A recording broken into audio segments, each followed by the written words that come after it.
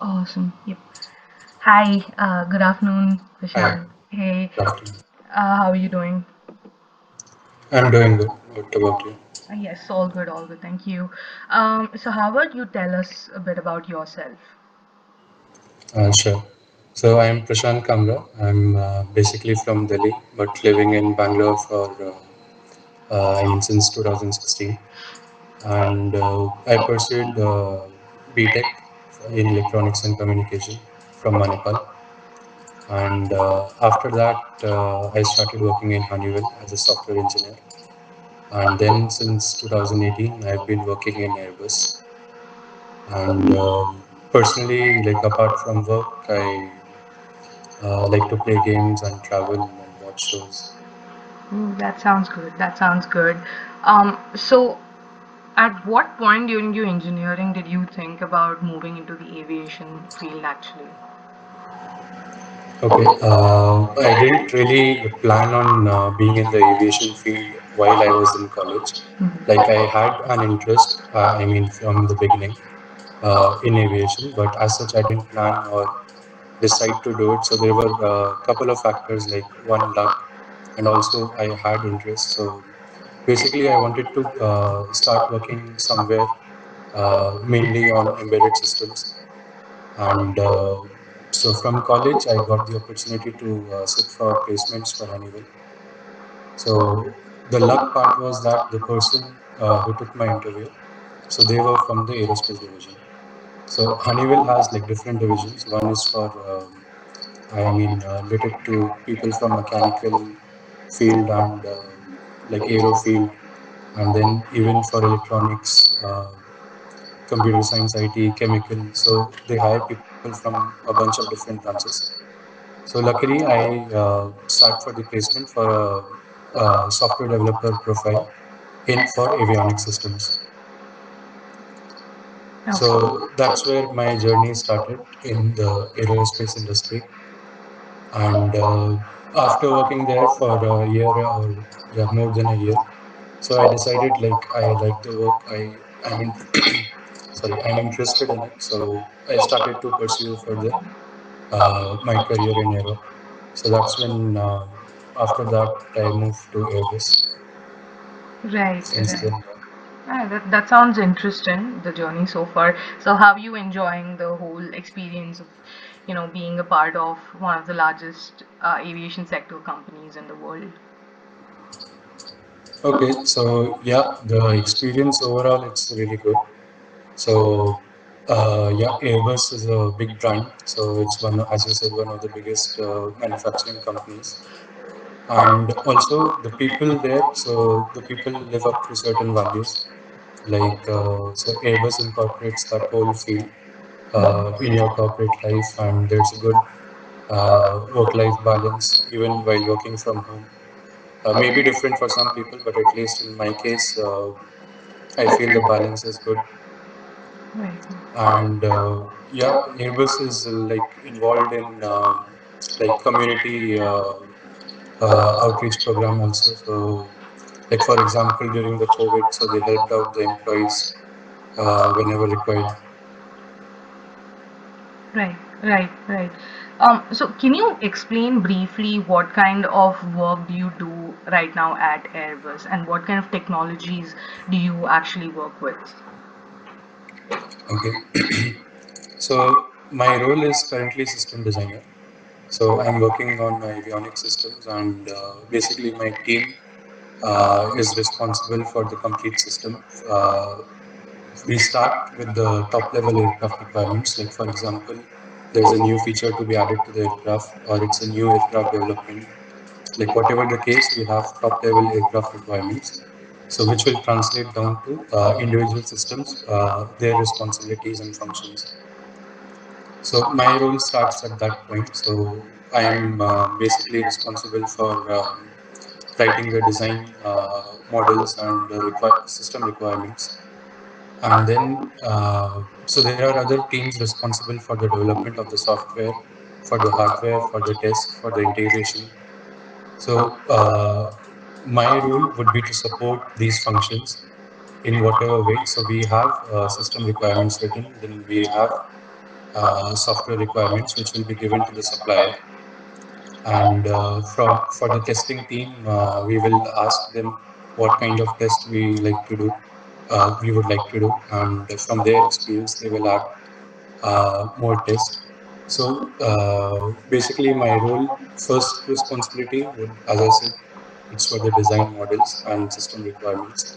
Second is to provide support and technical clarifications to either hardware or software supplier or from the testing teams. Okay. As such, I don't directly work on any software or hardware, but what technologies are useful in my role is from embedded systems, there are different things like first of all, real-time operating systems.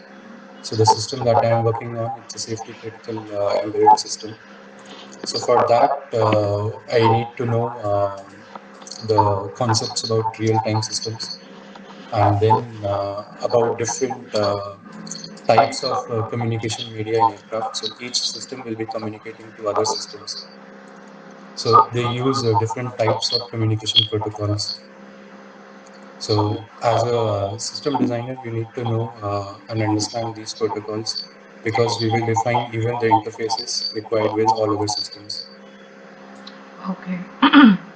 All right, sounds good. So, if you were to talk about the technologies, it would be mostly in real-time OS that a student would have to, know his way in and out as of now. Yes, at least for my current role, yeah, Right. real-time systems is one important Okay. field. All right, sounds good. So if you were to describe how your everyday life looks like, and this is in the post-pandemic situation, where you're sitting Okay. at home, how would you describe your everyday life like, with respect to your job role? Okay.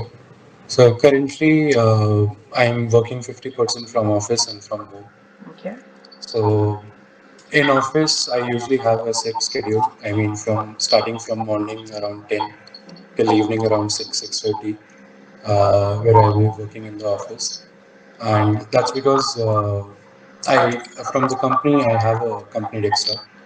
So I usually work only while on premises, on office, and work from home. So I have a desktop at home to log into the work.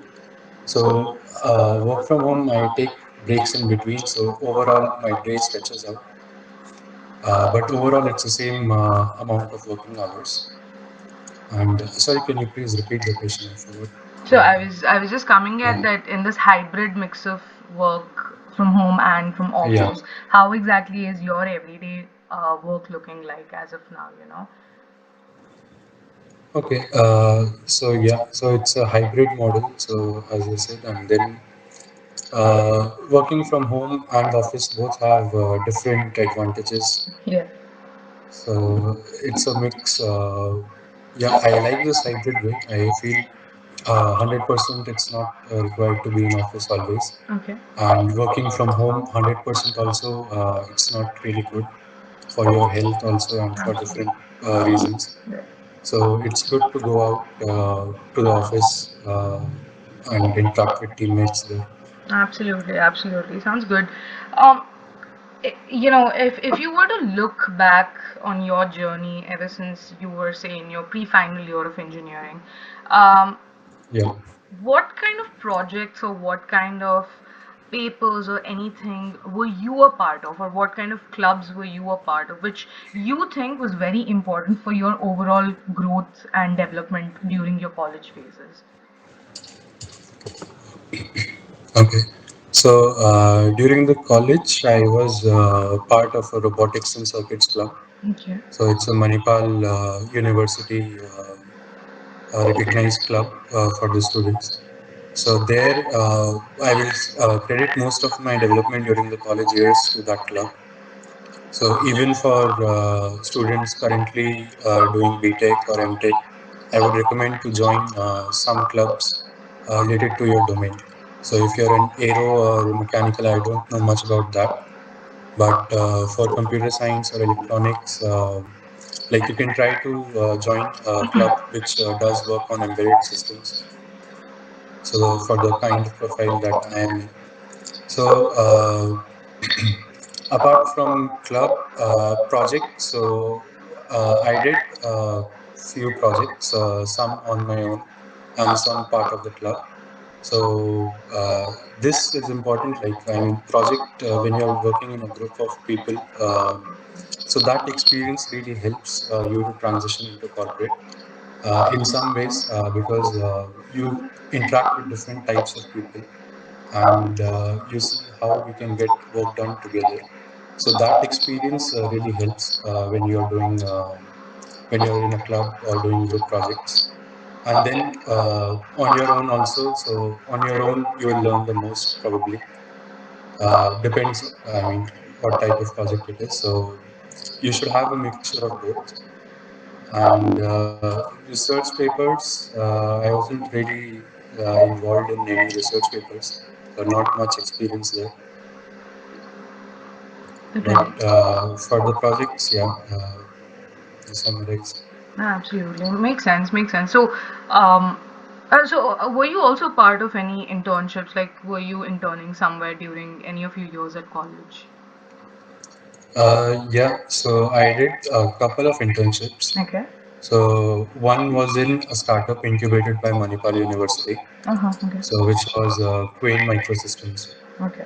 So one of my seniors was the co-founder, Mhm. and during while I was studying there, so one semester for a few months I worked as an intern in his startup. So there mostly I was working on Raspberry Pi and mainly some automation projects using Raspberry Pi.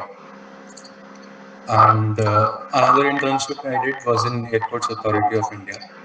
So that was more of a industrial training where they give you a tour of the facilities and you get to see what different systems are deployed there and the technology behind it. Right, right, right. Um, if you were to give any advice to current engineering students, especially, Yeah.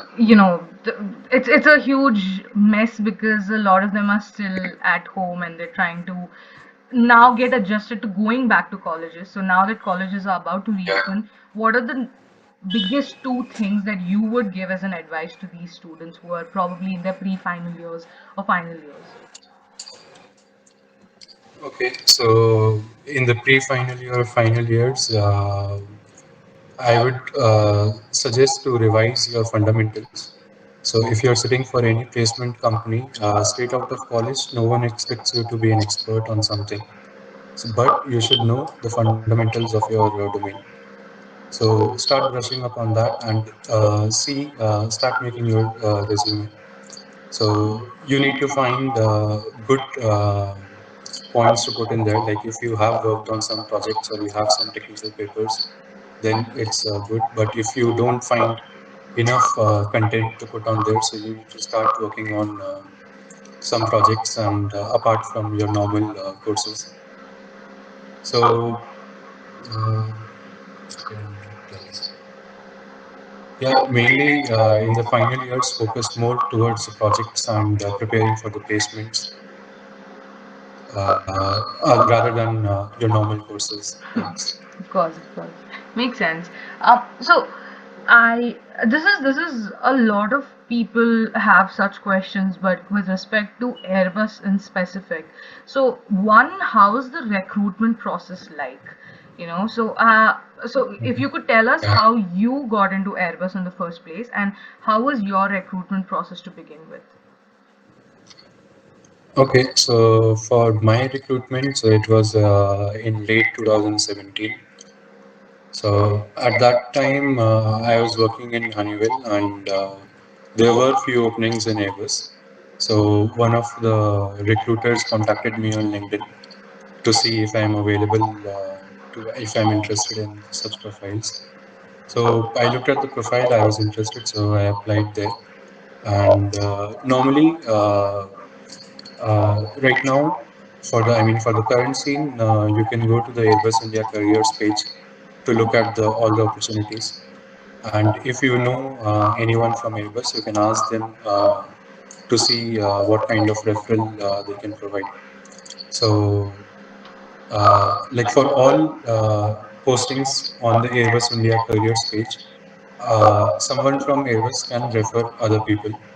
So that referral doesn't guarantee anything. It's just your profile will be maybe on priority considered than normal profile. So that's the only difference. But you can still directly apply from the careers website as well. So after your application, for me, there were a few rounds of interviews, starting with the technical. I think one or you have one big technical round, and one then the next round will be with the managers and the head of department, and finally an HR interview. So from college, I can't really say, like Airbus recruits people from IITs and some colleges in Bangalore. So not really sure what is the process there. Yeah. But apart from the college campus placements, this is the normal way to go. Right, right. Sounds interesting. One thing that's very interesting is that while you were working with Honeywell, you got an opportunity at Airbus because somebody reached out to you on LinkedIn, right? So, would you consider, that LinkedIn is right now one of the most powerful tools for any person who's transitioning into their corporate careers? Yeah, definitely. LinkedIn, it's definitely all the recruiters of different companies will be on there, and even you can apply for jobs through LinkedIn. Mm-hmm. So you need to build your LinkedIn profile with, like I'll say, good amount of effort you need to put in there, same as your resume, because people will look at it. Absolutely. Makes sense. Makes sense. True, true. Are there any internships which are available at Airbus for students? Uh, I'm not the right person, or at least I don't know about any such internships. Right, right. Fair enough. Fair enough. All right. Makes sense. So, you know, with respect to if I were to be a student, say, and I am very much looking forward to getting into one of these companies in the aviation sector, then, what would you, as a person already working there, give me as an advice? What would be the fundamental things that I should be focusing very much so to make a career in the aviation space in the first place? Okay, so in the aero industry, so like you can have different profiles about the, like for example, for the aero structures, for the materials, uh, then coming to different systems, you can, like for hydraulics and pneumatics. So it's a bunch of different technologies that. So you have to first find out what kind of technology do you want to work on, what domain. So it may be you're from electronics and communication branch or computer science branch, then you can look into avionics. So if you're really interested to get a job in one of the leading aero companies, then of course you need to have your basics about your engineering up to date. I mean, you should in the interview usually even, I mean, the basic questions, if you are not able to get right, so that will not be a good sign. And then knowledge about aero domain, it's optional, like no one will be asking you exactly something specific about the aero industry, but it's good to have, like you can show the recruiter that you are really interested. And yeah, that's all. Mm, right, right. Fair enough, fair enough. Absolutely. Thank you. Okay. I think this was very, very informative, Prashant, because I myself got to know a lot of things, and I am an EC engineer, so probably a few years back, I would have taken certain steps if I were to, get into the aviation sector. Thank you so much. Do you have any final thoughts on the need for relevant industry skills today, or the need for good projects or relevant skills that's going to help or amp up a student for their upcoming career? So relevant skills, I would definitely suggest one programming language. Like you should not try to be expert in everything, but you should know at least one, like either C or Python, or at least one language you should know pretty good. Because even if you are not related to electronics or computer science, still language like Python will be really add value for your to your CV. Mm. Right. And other than that, yeah, good projects are definitely always they will help in your interviews, because if you are able to tell about a project in detail that you worked on and what were the challenges that you faced, what were the like how you overcame those challenges in that project, so that really shows to the recruiters that you can work in a corporate environment on a very big scale project. Absolutely, absolutely. Fair enough. Thank you so much, Prashant. I think this was honestly a very, very good discussion. And we would love to have students hear this and understand more about Airbus and how it works, what kind of technology do you guys work on. And thank you so much for making the time to, come and Yeah, discuss the sure. same with us. Yeah. Yes. Yeah, yeah, that's, I mean, it's a good thing, like helping the next batch of students. So, Absolutely, absolutely. Anything to, continue the process of giving back to the community of engineers. Thank you so, so yeah, much, Prashant. sure. Sure. Okay, thank you. Yeah.